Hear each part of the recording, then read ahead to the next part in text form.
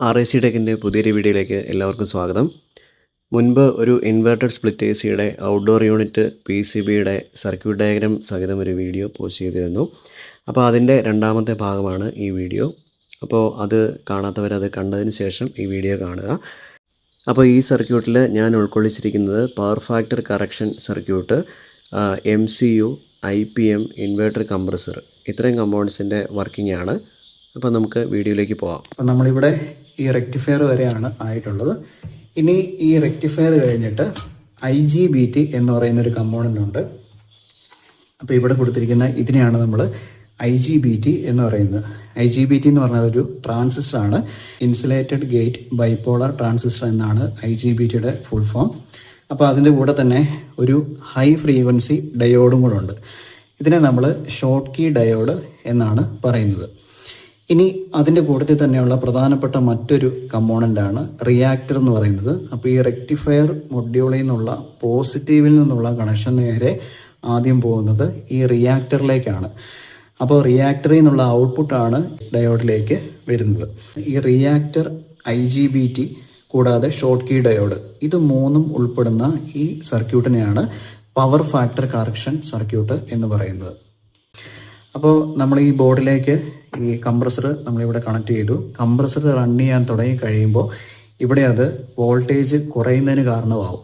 അപ്പോൾ സാധാരണ അത് കംപ്രസർ ഓൺ ആകുന്നതിന് മുമ്പ് ഏകദേശം ഒരു 310 വോൾട്ട് വരെ വരുന്നതാണ്. പക്ഷേ കംപ്രസർ സ്റ്റാർട്ട് ചെയ്യാൻ തുടങ്ങുമ്പോഴത്തേനും കറണ്ട് അത് മാക്സിമം കംപ്രസർ വലിക്കുമ്പോൾ ഇവിടുത്തെ വോൾട്ടേജ് കുറയും. അപ്പോൾ അങ്ങനെ വോൾട്ടേജ് കുറഞ്ഞു കഴിഞ്ഞാൽ ഈ IPM മൊഡ്യൂൾ കറക്റ്റായിട്ട് വർക്ക് ചെയ്യില്ല. അപ്പോൾ എന്ത് ചെയ്യണം, നമുക്കിവിടെയുള്ള ഈ വോൾട്ടേജിനെ ബൂസ്റ്റ് ചെയ്യണം. ഈ വോൾട്ടേജിൽ ഉണ്ടാകുന്ന കുറവ് നമുക്ക് പരിഹരിക്കണം. അപ്പോൾ അതിനുള്ള സർക്യൂട്ടാണ് ഈ PFC കറക്ഷൻ സർക്യൂട്ട് എന്ന് പറയുന്നത്. അപ്പോൾ അത് ഇങ്ങനെയാണ് വർക്ക് ചെയ്യുന്നത്. അപ്പോൾ അത് ഈ റെക്ടിഫയറിൽ നിന്നുള്ള ഔട്ട്പുട്ട് നേരെ പോകുന്നത് റിയാക്ടറിലാണ്. അപ്പോൾ ഞാൻ നേരത്തെ പറഞ്ഞായിരുന്നു ഇവിടെ 2 പോയിന്റ് ഉണ്ട്. ഒന്ന് ഇത് കൂടാതെ ഒന്ന് ഇതാണ്. അപ്പോൾ ഈ 2 പോയിന്റിലാണ് നമ്മൾ ഈ റിയാക്ടർ കണക്ട് ചെയ്യുന്നത്. റിയാക്ടർ എന്ന് പറഞ്ഞാൽ ജസ്റ്റ് ഒരു കോയിലാണ്. അപ്പോൾ അതിൽ ഇലക്ട്രിക്കൽ എനർജി നമ്മൾ സ്റ്റോർ ചെയ്ത് വെക്കുന്നു. അതിന് ചുറ്റും ഒരു മാഗ്നറ്റിക് ഫീൽഡ് ഉണ്ടാകുന്നു. അങ്ങനെ നമുക്ക് ഇലക്ട്രിക്കൽ എനർജി അതിൽ സ്റ്റോർ ചെയ്യാൻ വെക്കുന്നു. അതിന് വേണ്ടിയിട്ടാണ് നമ്മൾ റിയാക്ടർ ഉപയോഗിക്കുന്നത്. അപ്പോൾ ഇതുപോലെ പെട്ടെന്ന് വോൾട്ടേജ് കുറയുന്ന സമയത്ത് ഈ MCU എന്ന് പറയുന്ന ഈ കമ്പോണൻ്റ് ഉണ്ടല്ലോ, ഈ MCU ഇതാണ് ഈ ബോർഡിൻ്റെ ബുദ്ധി കേന്ദ്രം എന്ന് പറയുന്നത്. അപ്പോൾ അങ്ങനെ ഈ വോൾട്ടേജിൽ കുറവ്, അങ്ങനെ വ്യത്യാസം വന്നു കഴിയുമ്പോൾ MCU അത് സെൻസ് ചെയ്യും. MCUവിന് അത് മനസ്സിലാവും. അപ്പോൾ MCU എന്ത് ചെയ്യും, ഇവിടെ ഒരു ഗേറ്റ് ഡ്രൈവർ IC എന്ന് പറയുന്ന ഒരു IC ചിപ്പ് ഉണ്ട്. ഈ ഗേറ്റ് ഡ്രൈവർ IC വഴി എന്ത് ചെയ്യും, ഈ IGBT ഓൺ ചെയ്യും. അപ്പോൾ IGBT ഓൺ ആകുക എന്ന് പറഞ്ഞാൽ ഇതിങ്ങനെ വളരെ കൂടിയ ഫ്രീക്വൻസിയിൽ ഇത് ഓൺ ആകുകയും ഓഫ് ആകുകയും ചെയ്യും. IGBT ഓൺ ഓഫ് കണ്ടീഷനിലേക്ക് പോകും. അപ്പോൾ അങ്ങനെ ഓൺ ഓഫ് കണ്ടീഷനിലേക്ക് പോകുമ്പോൾ എന്ത് ചെയ്യുന്നു, ഈ റിയാക്ടർ കോയിൽ ചാർജ് ആവുന്നു. അപ്പോൾ അങ്ങനെ ചാർജ് ആയി കഴിയുമ്പോൾ അത് മാഗ്നറ്റിക് ഫീൽഡായിട്ട് എനർജി അതിൻ്റെ കൂടെ ഉണ്ടാവും. ആ മാഗ്നറ്റിക് ഫീൽഡ് കാരണം ഈ റിയാക്ടർ കോയിൽ എന്താവും, എക്സൈറ്റഡ് ആവും. അങ്ങനെ നമുക്ക് എന്ത് ചെയ്യാൻ പറ്റും, ഇവിടെയുള്ള വോൾട്ടേജ് നമുക്ക് ബൂസ്റ്റ് ചെയ്യാൻ പറ്റും. അപ്പോൾ അങ്ങനെ വോൾട്ടേജ് ബൂസ്റ്റ് ചെയ്ത് ഇവിടെ വരുമ്പോൾ എന്ത് ചെയ്യണം, ഇവിടെ ഉണ്ടാകുന്നത് ഈ റിയാക്ടർ കോയിൽ എക്സൈറ്റ് ആയി കഴിയുമ്പോൾ ഇവിടെ ഉണ്ടാകുന്നത് എന്താണ്, AC ആണ് അല്ലേ. അപ്പോൾ ഈ ഹൈ ഫ്രീക്വൻസി ACയെ നമുക്ക് റെക്ടിഫൈ ചെയ്യണമെങ്കിൽ അവിടെ എന്ത് വേണം, ഒരു ഹൈ ഫ്രീക്വൻസി ഡയോഡ് വേണം. അപ്പോൾ അതിന് വേണ്ടിയിട്ടാണ് നമ്മൾ എന്ത് ഉപയോഗിക്കുന്നത്, ഇവിടെ ഈ ഷോർട്ട് കീ ഡയോഡ് ഉപയോഗിക്കുന്നത്. അപ്പോൾ അങ്ങനെ നമുക്ക് എന്ത് ചെയ്യാൻ പറ്റും, ഈ 310 വോൾട്ട് ഇവിടെ കീപ്പ് ചെയ്യാൻ പറ്റും. അപ്പോൾ അങ്ങനെ വോൾട്ടേജിൻ്റെ കുറവ് വരുമ്പോൾ അതനുസരിച്ച് ഈ PFC സർക്യൂട്ട് അത് കറക്റ്റ് ചെയ്യുന്നു. അതുകൊണ്ടാണ് ഇതിനെ നമ്മൾ PFC കറക്ഷൻ സർക്യൂട്ട് എന്ന് പറയുന്നത്. ഓക്കെ, ഇനി അടുത്ത വരുന്ന സർക്യൂട്ട് എന്ന് പറഞ്ഞാൽ ഒരു ലോ വോൾട്ടേജ് സർക്യൂട്ടാണ്. അപ്പോൾ അതൊരു SMPS ആണ്. SMPS എന്ന് പറഞ്ഞാൽ സ്വിച്ച്ഡ് മോഡ് പവർ സപ്ലൈ എന്ന് പറയും. അപ്പോൾ ഇതിൽ നമ്മൾ നേരത്തെ ഉണ്ട്, ഇതിൽ ഏറ്റവും പ്രധാനപ്പെട്ട കമ്പോണൻ്റ് എന്ന് പറയുന്നത് ഈ MCU ആണ്. അപ്പോൾ ഈ MCU ഉൾപ്പെടുന്ന ചെറിയ മൈക്രോ കൺട്രോളറുകളെ വർക്ക് ചെയ്യിക്കാനുള്ള പവർ പ്രൊഡ്യൂസ് ചെയ്യുന്ന എന്താണ്, ഒരു ലോ വോൾട്ടേജ് സർക്യൂട്ടാണ്. അതാണ് നമ്മൾ ഈ SMPS എന്ന് പറയുന്നത്. അപ്പോൾ അതിൽ ഈ ഭാഗമാണ് SMPS എന്ന് പറയുന്നത്, സ്വിച്ച്ഡ് മോഡ് പവർ സപ്ലൈ പറയും. അപ്പോൾ ഇതിൻ്റെ സർക്യൂട്ടാണ് നമ്മൾ ഇൻഡോർ യൂണിറ്റിൻ്റെ ഒരു സർക്യൂട്ട് ബോർഡ് കാണിച്ചിരുന്നു. അപ്പോൾ അതിൽ ഇതുപോലെ തന്നെ എന്തുണ്ട്, ഒരു SMPSൻ്റെ സർക്യൂട്ട് ഉണ്ട്. അപ്പോൾ അതിൽ ഒരു 5 വോൾട്ടിൻ്റെ സപ്ലൈ, ഒരു 12 വോൾട്ടിൻ്റെ സപ്ലൈ എന്നിങ്ങനെയുള്ള DC സപ്ലൈകളാണ് അതിൽ പ്രൊഡ്യൂസ് ചെയ്യുന്നത്. അങ്ങനെയുള്ള DC സപ്ലൈ ഉപയോഗിച്ചിട്ടാണ് ഈ MCU വർക്ക് ചെയ്യുന്നത്. ഓക്കെ, അപ്പോൾ MCU എന്ന് പറയുന്നത് ഇത് ഒരേ സമയത്ത് തന്നെ വിവിധ പാരാമീറ്ററുകൾ അത് ചെക്ക് ചെയ്തുകൊണ്ടാണ് ഇരിക്കുന്നത്. ഇപ്പം നേരത്തെ പറഞ്ഞു, ഇവിടെ വോൾട്ടേജ് കുറയുന്ന സമയത്ത് MCU അത് സെൻസ് ചെയ്ത് അതിനനുസരിച്ച് എന്ത് ചെയ്യും, ഈ ഗേറ്റ് ഡ്രൈവർ IC ആക്റ്റീവ് ആക്കി IGBT അത് ആക്ടിവേറ്റ് ചെയ്ത് പവർ ഫാക്ടർ കറക്റ്റ് ചെയ്യും. അപ്പോൾ ഈ SMPS സർക്യൂട്ട് വർക്ക് ചെയ്യുന്നത് എങ്ങനെയാണെന്ന് ചോദിച്ചാൽ, നമ്മൾ നേരത്തെ കാണിച്ചിരുന്നു, ഈ ലൈനിലേക്ക് പോകുന്ന മെയിൻ ലൈൻ ഫേസ് എന്ന് പറയുന്നത് ഈ ലൈനാണ്, ന്യൂട്രൽ എന്ന് പറയുന്നത് ഈ ലൈനാണ്. അപ്പോൾ ഇവിടുന്ന് ഒരു ഫേസും ന്യൂട്രലും എടുത്തതിന് ശേഷമാണ് ഈ MCU പ്രവർത്തിക്കാൻ ആവശ്യമായിട്ടുള്ള ഈ SMPS സർക്യൂട്ട് പ്രവർത്തിക്കുന്നത്. ഓക്കെ, ഇത് രണ്ടും വേറെ വേറെ സർക്യൂട്ടാണ്. ഇതാണ് അതിലെ മെയിൻ സർക്യൂട്ട് എന്ന് പറയുന്നത്. ഹൈ വോൾട്ടേജ് സർക്യൂട്ട് എന്ന് പറയുന്നത് ഇത് നമ്മൾ IPM കൂടാതെ കംപ്രസർ എന്നിവ വർക്ക് ചെയ്യാനാണ് ഈ ഹൈ വോൾട്ടേജ് സർക്യൂട്ട് ഉപയോഗിക്കുന്നത്. ലോ വോൾട്ടേജ് സർക്യൂട്ടാണ് SMPS. ആ സർക്യൂട്ട് വെച്ചിട്ടാണ് MCU പോലുള്ള മൈക്രോ കൺട്രോളറുകൾ വർക്ക് ചെയ്യുന്നത്. ഓക്കെ, ഇനി എങ്ങനെയാണ് ഈ ഇൻഡോർ യൂണിറ്റ് ഔട്ട്ഡോർ യൂണിറ്റിനെ കൺട്രോൾ ചെയ്യുന്നത് എന്ന് നമുക്ക് നോക്കാം. ഇപ്പം നേരത്തെ പറഞ്ഞായിരുന്നു, ഇൻഡോർ യൂണിറ്റിൽ നിന്ന് വരുന്ന സിഗ്നലുകൾക്കനുസരിച്ചാണ് ഔട്ട്ഡോർ യൂണിറ്റ് പ്രവർത്തിക്കുന്നത്.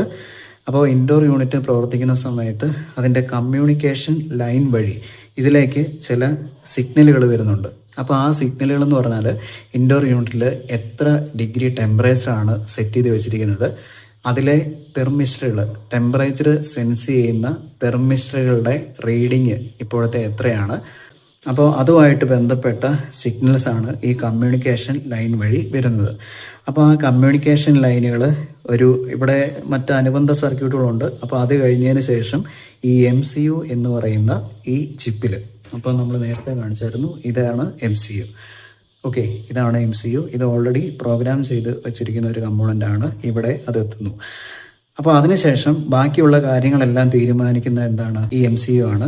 MCUയിൽ പ്രോഗ്രാം ചെയ്ത് വെച്ചിരിക്കുന്നത് എങ്ങനെയാണോ അതിനനുസരിച്ചാണ് ഇത് വർക്ക് ചെയ്യുന്നത്. ഓക്കെ, അപ്പോൾ ഇൻഡോർ യൂണിറ്റിൽ നിന്നുള്ള സിഗ്നലുകൾ ഇവിടെ വന്ന് MCUയിൽ എത്തുന്നു. അതിനുശേഷം ഈ MCUവിന് അത് കൂടാതെ കുറച്ച് ഇൻപുട്ടുകളുണ്ട്. ഔട്ട്ഡോർ യൂണിറ്റിൽ 2 തെർമിസ്റ്റർ ഉണ്ട്.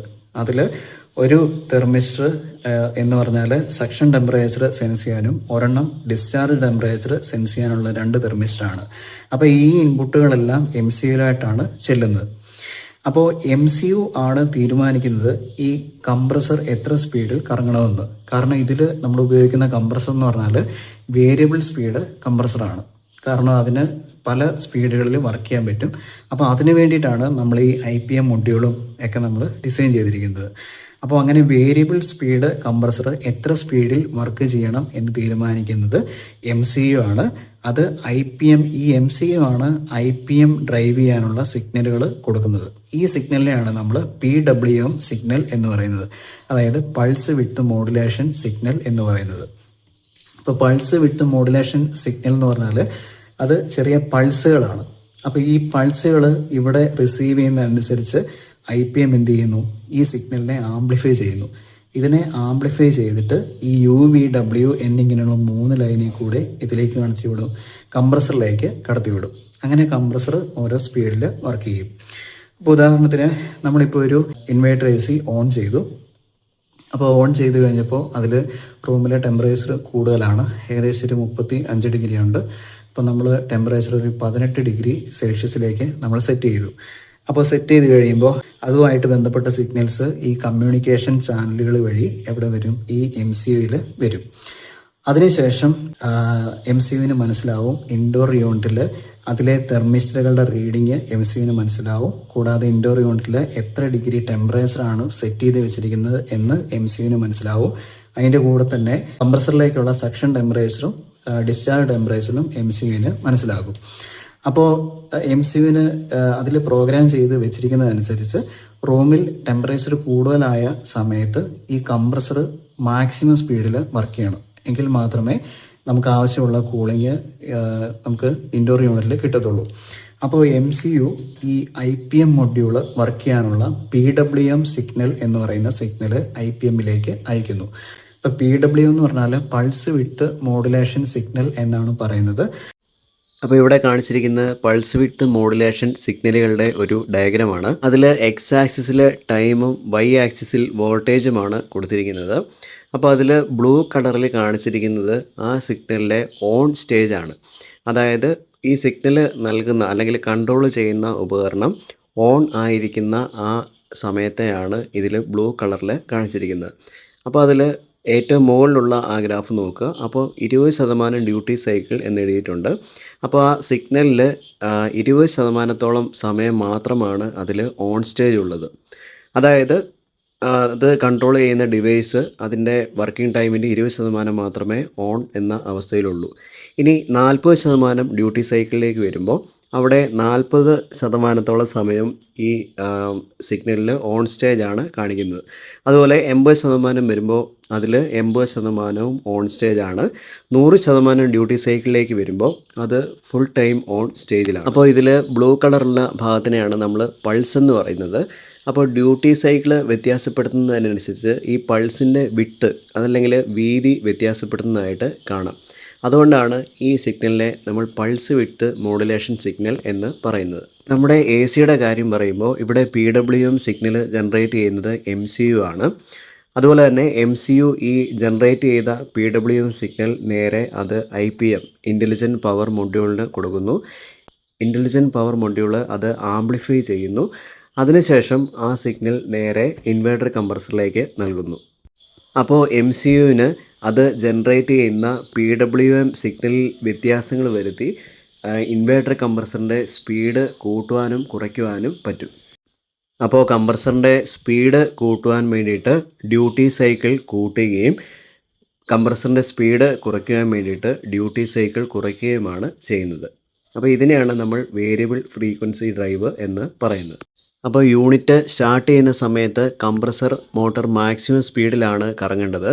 അപ്പോൾ അതുകൊണ്ട് തന്നെ MCU ജനറേറ്റ് ചെയ്യുന്ന ആ PWM സിഗ്നലിൻ്റെ ഡ്യൂട്ടി സൈക്കിൾ എന്ന് പറയുന്നത് 100% ആയിരിക്കും. അപ്പോൾ 100%-ൽ വർക്ക് ചെയ്യേണ്ട PWM സിഗ്നലാണ് MCU ജനറേറ്റ് ചെയ്യുന്നത്. ആ സിഗ്നലാണ് അത് IPMലേക്ക് കൊടുക്കുന്നത്. അപ്പോൾ IPM അതിനെ ആംപ്ലിഫൈ ചെയ്യുന്നു. അതിനുശേഷം ആംപ്ലിഫൈ ചെയ്ത ആ സിഗ്നൽ ഇൻവേർട്ടർ കംപ്രസറിലേക്ക് കടത്തിവിടുന്നു. MCU ജനറേറ്റ് ചെയ്യുന്ന ഈ പൾസ് വിഡ്ത്ത് മോഡുലേഷൻ സിഗ്നലിൽ അത് വളരെ വീക്കാണ്. അതൊരു 5 വോൾട്ട് താഴെയാണ്. അപ്പോൾ ആ വീക്കായിട്ടുള്ള സിഗ്നലുകൾ ഉപയോഗിച്ച് നമുക്ക് ഈ കംപ്രസർ വർക്ക് ചെയ്യാൻ സാധിക്കില്ല. അപ്പോൾ എന്ത് ചെയ്യണം? അതിനെ ആംപ്ലിഫൈ ചെയ്യണം. അപ്പോൾ അതിന് വേണ്ടിയിട്ടാണ് നമ്മൾ ഈ IPM മൊഡ്യൂൾ ഉപയോഗിക്കുന്നത്. അപ്പോൾ IPM മൊഡ്യൂളിൻ്റെ അകത്ത് നമ്മൾ നേരത്തെ കണ്ട പോലെ തന്നെ ഒരു 6 IGBT ഉണ്ട്. IGBT എന്ന് പറഞ്ഞാൽ ട്രാൻസിസ്റ്ററാണ്, insulated gate bipolar junction transistor. അപ്പോൾ ഒരു 6 ട്രാൻസിസ്റ്റർ ഉണ്ട്. ഈ 6 ട്രാൻസിസ്റ്ററുകൾ ഈ പൾസ് വിഡ്ത്ത് മോഡുലേഷൻ സിഗ്നലിനെ ആംപ്ലിഫൈ ചെയ്യുന്നു. എന്നിട്ട് ആംപ്ലിഫൈ ചെയ്തിട്ട് അത് ഈ 3 ലൈൻ വഴി കംപ്രസറിലേക്ക് കടത്തിവിടുന്നു. അപ്പോൾ അതൊരു 3 ഫേസ് സിസ്റ്റം പോലെയാണ് വർക്ക് ചെയ്യുന്നത്. ഈ കംപ്രസറിനുള്ളിലും 3 വൈൻഡിങ് ഉണ്ട്. സാധാരണ നമ്മൾ പണ്ടത്തെ നോൺ ഇൻവേർട്ടർ കംപ്രസറിനകത്തൊക്കെ 2 വൈൻഡിങ്ങേ ഉള്ളൂ. ഒരു സ്റ്റാർട്ടിങ് വൈൻഡിങ്ങും ഒരു റണ്ണിങ് വൈൻഡിങ്ങും മാത്രമേ ഉള്ളൂ. പക്ഷേ ഇതിലേക്ക് വരുമ്പോൾ കംപ്രസറിന് 3 വൈൻഡിങ് ഉണ്ട്. ആ 3 വൈൻഡിങ്ങിൻ്റെ ഓരോ അറ്റം ഷോർട്ട് ചെയ്താണ് അതിൻ്റെ മറ്റേ അറ്റത്തേക്കാണ് ഈ 3 ലൈനുകൾ കടത്തിവിടുന്നത്. ഓക്കെ, അപ്പോൾ യൂണിറ്റ് നമ്മൾ ഓൺ ആക്കുന്ന സമയത്ത് ഈ കംപ്രസർ അതിൻ്റെ മാക്സിമം സ്പീഡിലാണ് വർക്ക് ചെയ്യുന്നത്. അപ്പോൾ കുറേ നേരം വർക്ക് ചെയ്ത് കഴിയുമ്പോൾ നമ്മൾ റൂമിൽ ഏറ്റവും കുറഞ്ഞ ടെമ്പറേച്ചറാണ് സെറ്റ് ചെയ്ത് വെച്ചത്. അപ്പോൾ ആ കുറഞ്ഞ ടെമ്പറേച്ചർ ആയി കഴിയുമ്പോൾ ഈ റൂമിൽ നിന്നുള്ള ഇൻഡോർ യൂണിറ്റിൽ നിന്നുള്ള ഈ കമ്മ്യൂണിക്കേഷൻ ലൈൻ വഴി MCUവിന് അത് മനസ്സിലാവുന്നു. കാരണം എന്താ വെച്ചാൽ റൂമിൽ 2 തെർമിസ്റ്റർ ഉണ്ട്. ആ 2 തെർമിസ്റ്ററിൻ്റെ റീഡിങ് വഴി MCUവിന് റൂമിലെ ടെമ്പറേച്ചർ മനസ്സിലാവുന്നു. അപ്പോൾ MCUവിൽ അതനുസരിച്ച് പ്രോഗ്രാമിൽ ചേഞ്ച് വരുത്തുന്നു. കാരണം ഇപ്പോൾ റൂമിൽ ആവശ്യത്തിന് കൂളിംഗ് ആയിട്ടുണ്ട്. അപ്പോൾ എന്ത് ചെയ്യണം? നമ്മൾ കംപ്രസറിൻ്റെ സ്പീഡ് കുറയ്ക്കണം. അപ്പോൾ MCU ജനറേറ്റ് ചെയ്യുന്ന PWM സിഗ്നലിൻ്റെ ഡ്യൂട്ടി സൈക്കിൾ ഏറ്റവും മിനിമം ആകുന്നു. അപ്പോൾ നമ്മൾ നേരത്തെ കണ്ട പോലെ അതിൽ 40% ഏറ്റവും മിനിമം. അപ്പോൾ ഏറ്റവും മിനിമം ആകുന്ന സമയത്ത് കംപ്രസർ വർക്ക് ചെയ്യുന്ന ടൈം വളരെ കുറവായിരിക്കും. അങ്ങനെ ആ കംപ്രസർ മോട്ടറിൻ്റെ RPM കുറയ്ക്കുന്നു. അപ്പോൾ RPM കുറഞ്ഞു കഴിയുമ്പോൾ ഇവാപ്പറേറ്ററിലേക്ക് എത്തുന്ന റെഫ്രിജറൻ്റ് ലിക്വിഡിൻ്റെ അളവും കുറയുന്നു. അതിൻ്റെ കൂടെ തന്നെ ഇവാപ്പറേഷൻ്റെ റേറ്റും കുറയുന്നു. അതോടെ തണുപ്പ് കുറയാൻ തുടങ്ങുന്നു. ഇങ്ങനെയാണ് ഇതിൻ്റെ ഔട്ട്ഡോർ യൂണിറ്റിലുള്ള PCB വർക്ക് ചെയ്യുന്നത്. ഇത് വളരെ പഴയ ഒരു മോഡൽ ആയതുകൊണ്ട് ഇതിൽ ഇലക്ട്രോണിക് എക്സ്പാൻഷൻ വാൽവ് ഇല്ല. അപ്പോൾ പുതിയ മോഡലുകളിലെല്ലാം തന്നെ ഇലക്ട്രോണിക് എക്സ്പാൻഷൻ വാൽവും വരുന്നുണ്ട്. അപ്പോൾ അതുകൊണ്ട് ഇലക്ട്രോണിക് എക്സ്പാൻഷൻ വാൽവ് വഴിയാണ് ഇവാപ്പറേറ്ററിലേക്കുള്ള റിഫ്രിജറൻ്റ് ഫ്ലോ കൺട്രോൾ ചെയ്യുന്നത്. അപ്പോൾ കുറച്ചുകൂടെ കൃത്യമായിട്ട് ആ ഫ്ലോ കൺട്രോൾ ചെയ്യാനും അതുപോലെ തന്നെ ടെമ്പറേച്ചർ കൺട്രോൾ ചെയ്യാനും പറ്റും. അപ്പോൾ ഇലക്ട്രോണിക് എക്സ്പാൻഷൻ വാൽവ് ഉള്ള സിസ്റ്റങ്ങളിലും ഈ MCU തന്നെയാണ് എക്സ്പാൻഷൻ വാൽവിനെ കൺട്രോൾ ചെയ്യുന്നത്. അപ്പോൾ അതിനായിട്ട് ഒരു ഡ്രൈവർ IC ഉണ്ട്. കാരണം എക്സ്പാൻഷൻ വാൽവിൻ്റെ അകത്ത് ഒരു സ്റ്റെപ്പർ മോട്ടറാണ് വരുന്നത്. ഈ സ്റ്റെപ്പർ മോട്ടറിൻ്റെ റൊട്ടേഷൻ കൺട്രോൾ ചെയ്തിട്ടാണ് MCU എക്സ്പാൻഷൻ വാൽവിനെ നിയന്ത്രിക്കുന്നത്. അപ്പോൾ ഇലക്ട്രോണിക് എക്സ്പാൻഷൻ വാൽവിനെ കുറിച്ചിട്ടുള്ള പുതിയൊരു വീഡിയോ ഞാൻ ഉടൻ തന്നെ അപ്ലോഡ് ചെയ്യുന്നതാണ്. അപ്പോൾ റെഫ്രിജറേഷൻ, എയർ കണ്ടീഷൻ ഫീൽഡിലുള്ള പുതിയ അറിവുകൾക്ക് വേണ്ടിയിട്ട് ഈ ചാനൽ സബ്സ്ക്രൈബ് ചെയ്യുക. കൂടാതെ ഇതിൽ വരുന്ന വീഡിയോസ് എല്ലാം കാണുക, ലൈക്ക് ചെയ്യുക, ഷെയർ ചെയ്യുക, കമൻറ്റ് ചെയ്യുക. അപ്പോൾ നിങ്ങളുടെ ഈ സപ്പോർട്ടിന് നന്ദി പറഞ്ഞുകൊണ്ട് നിർത്തുന്നു.